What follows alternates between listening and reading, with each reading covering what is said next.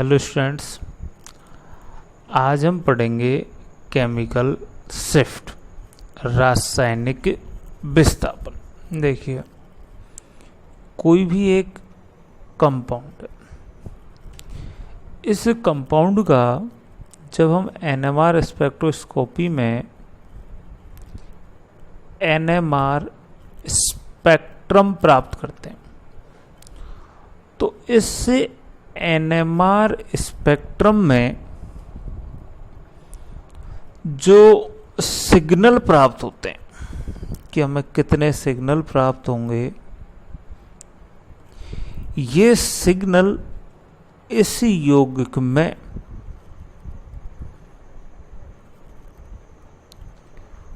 प्रोटॉनों के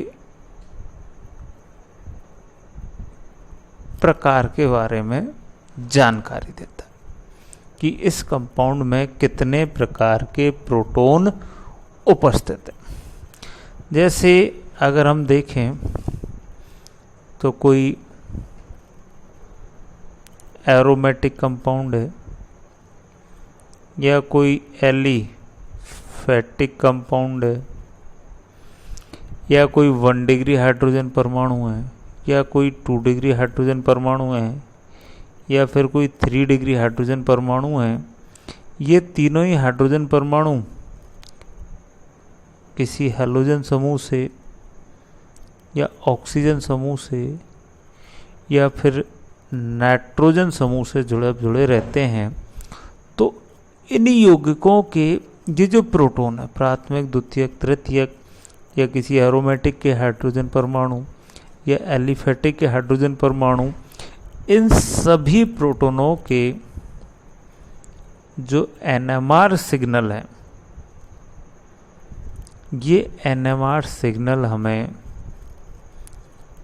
अलग अलग स्थानों पर प्राप्त होते हैं।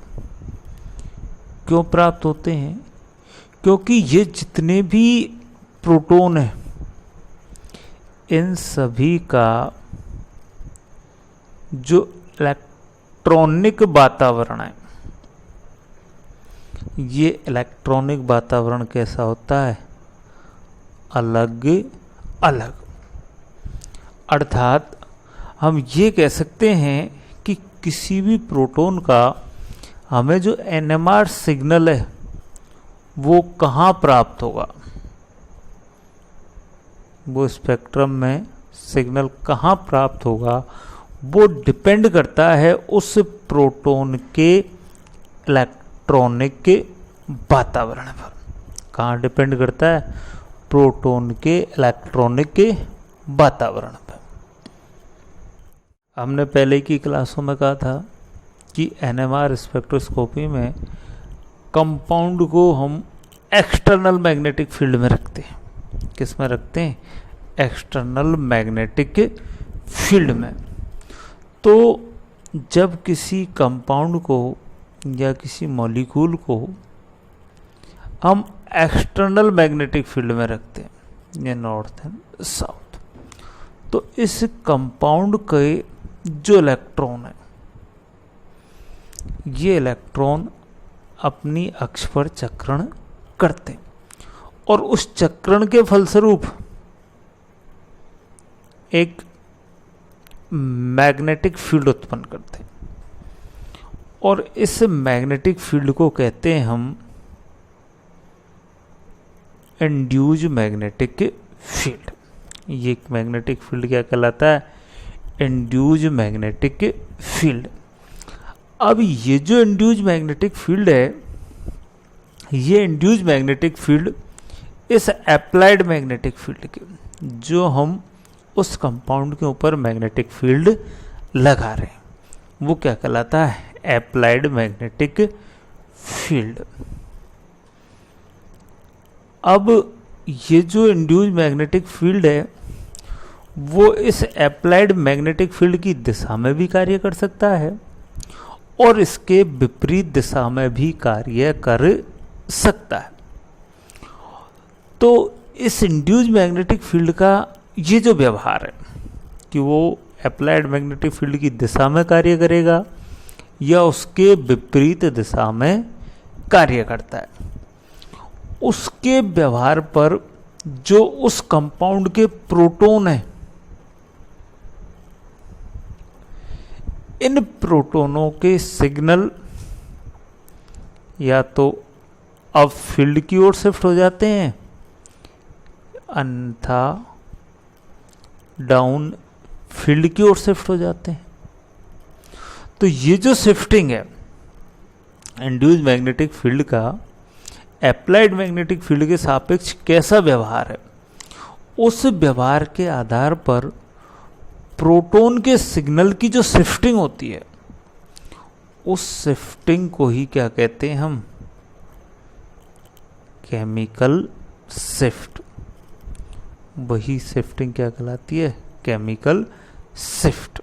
जैसे यदि इलेक्ट्रॉन के द्वारा induced magnetic field applied magnetic field की दिशा में कार्य करता है, मान लीजिए हम ये एक मैग्नेटिक फील्ड अप्लाई कर रहे हैं,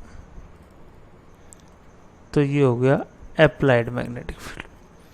और यहाँ इलेक्ट्रॉन के चक्रण से एक मैग्नेटिक फील्ड उत्पन्न हो रहा है, जिसको कहेंगे हम इंड्यूस्ड मैग्नेटिक फील्ड।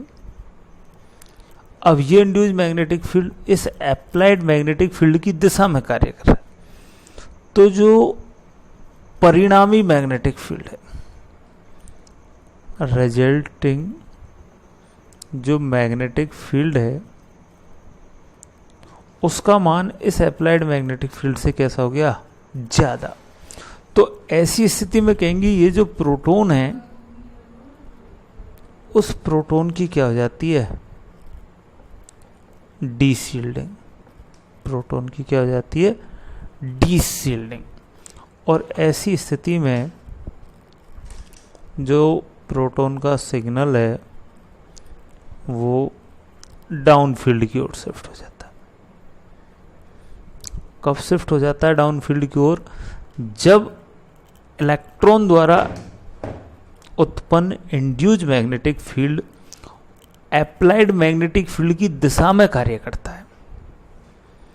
तो प्रोटॉन की क्या हो जाती है, डीशील्डिंग, और उसके सिग्नल हमें डाउन फील्ड की ओर प्राप्त होते हैं। और यदि जो इलेक्ट्रॉन के चक्रण से उत्पन्न मैग्नेटिक फील्ड है, अर्थात जो इंड्यूस्ड मैग्नेटिक फील्ड है, वो इस एप्लाइड मैग्नेटिक फील्ड के विपरीत दिशा में कार्य करे। मान लीजिए ये मैग्नेटिक फील्ड हम इस यौगिक के ऊपर लगा रहे हैं और यहाँ इलेक्ट्रॉन के चक्रण से ये मैग्नेटिक फील्ड इंड्यूस हो रहा है।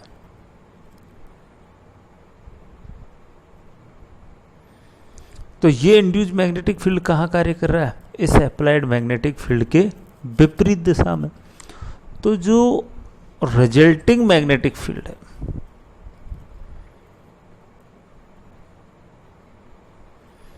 जो रिजल्टिंग मैग्नेटिक फील्ड है, उसका मान इस एप्लाइड मैग्नेटिक फील्ड से कैसा हो गया, कम। तो ऐसी स्थिति में ये जो प्रोटॉन है, इस प्रोटॉन की क्या हो जाती है, शील्डिंग। प्रोटॉन की क्या हो जाती है, शील्डिंग। और इस प्रोटॉन के जो सिग्नल हैं, वह सिग्नल अप फील्ड की ओर शिफ्ट हो जाते हैं। सिग्नल कहाँ शिफ्ट हो जाते हैं, अप फील्ड की ओर शिफ्ट हो जाते हैं। जैसा हम यहाँ देखें कि ये कोई एक सिग्नल था, प्रोटॉन का कोई सिग्नल है जिसकी कोई शिफ्टिंग नहीं है, अर्थात ये अपना आइडियल कंडीशन पे। अब यदि इलेक्ट्रॉन के एनवायरनमेंट के कारण इस सिग्नल की क्या हो जाती, डीशील्डिंग, अर्थात प्रोटॉन के द्वारा उत्पन्न induced magnetic field applied magnetic field की दिशा में कार्य करता, तो प्रोटॉन की क्या होती, डीशील्डिंग, और उसका सिग्नल डाउन फील्ड में चला जाता। और यदि प्रोटॉन का जो इलेक्ट्रॉनिक एनवायरनमेंट है उसमें उपस्थित इलेक्ट्रॉन के चक्रण से उत्पन्न जो इंड्यूज मैग्नेटिक फील्ड है वो अप्लाइड मैग्नेटिक फील्ड के विपरीत दिशा में कार्य करता, तो जो परिणामी मैग्नेटिक फील्ड है उसका मान क्या हो जाता, कम हो जाता, या कहें इफेक्टिव मैग्नेटिक फील्ड का मान कम हो जाता। तो उस प्रोटॉन का जो सिग्नल है वो कहाँ शिफ्ट हो जाता, अप फील्ड में, अर्थात उस प्रोटॉन की क्या हो जाती, शील्डिंग, उस प्रोटॉन की क्या हो जाती, शील्डिंग। अब ये जो नो सिग्नल है, नो शिफ्टिंग है, यहाँ हम एक रेफरेंस कंपाउंड का प्रयोग करते हैं। इस एनएमआर स्पेक्ट्रोस्कोपी में टीएमएस, टेट्रामेथिलसेलेन कंपाउंड को एक रेफरेंस कंपाउंड के रूप में प्रयुक्त किया जाता है। इस टीएमएस कंपाउंड को हम एनएमआर सिग्नल ज्ञात करते समय, एक केमिकल शिफ्ट ज्ञात करते समय इसे रेफरेंस कंपाउंड के रूप में प्रयुक्त करते हैं। इसके कुछ विशिष्ट कारण। नंबर 1, ये जो कंपाउंड है टीएमएस, ये केमिकली इनएक्टिव होता है, अर्थात ये किसी के साथ रासायनिक अभिक्रिया प्रदर्शित नहीं करता। नंबर 2, इसका जो बॉइलिंग पॉइंट है ये केवल 27 डिग्री सेंटीग्रेड होता है, और 27 डिग्री सेंटीग्रेड होने के कारण किसी भी सैंपल से इसे हम आसानी से वाष्पीकृत कर सकते हैं। नंबर 3, ये जो कंपाउंड है इसमें सिलिकॉन की जो विद्युत ऋणता है,